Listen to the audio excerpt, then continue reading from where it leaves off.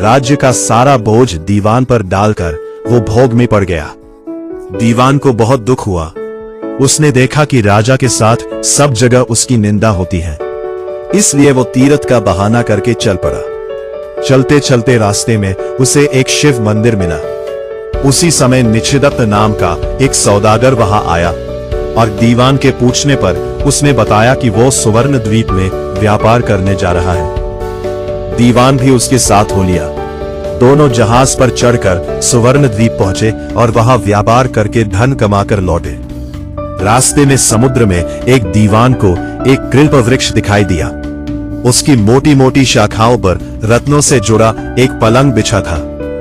उस पर एक रूपवती कन्या बैठी वीणा बजा रही थी। थोड़ी देर बाद वो गायब हो गई, पेड़ भी नहीं रहा।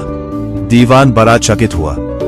दीवान ने अपने नगर में लौटकर सारा हाल कह सुनाया। इस बीच इतने दिनों तक राज्य को चलाकर राजा सुधर गया था और उसने विलासिता छोड़ दी थी। दीवान की कहानी सुनकर राजा उस सुंदरी को पाने के लिए बेचैन हो उठा। राज्य का सारा काम दीवान पर सौंपकर तपस्वी का भेष बनाकर वहीं पहुंचा। पहुंचने पर उसे वहीं कल्प वृक्ष और वीणा बजाती कन्या दिखाई दी। उसने राजा से पूछा, तुम कौन हो? राजा ने अपना परिचय दे दिया। कन्या बोली, मैं राजा मृगांकसेन की कन्या हूं। मृगांकवती मेरा नाम है। मेरे पिता मुझे छोड़कर न जाने कहां चले गए। राजा ने उसके साथ विवाह कर लिया। कन्या ने यह शर्त रखी कि वह हर महीने के शुक्ल पक्ष और कृष्ण पक्ष की चतुर्दशी और अष्टमी को कहीं जाया करेगी और राजा उसे रोकेगा नहीं। राजा ने यह शर्त मान ली। राजा ने उससे पूछा कि ये क्या माजरा है, तो उसने कहा, महाराज, मेरे पिता मेरे बिना भोजन नहीं करते थे। मैं अष्टमी और चतुर्दशी के दिन शिव पूजा यहां करने आती थी। एक दिन पूजा में मुझे बहुत देर हो गई। पिता को भूखा रहना पड़ा।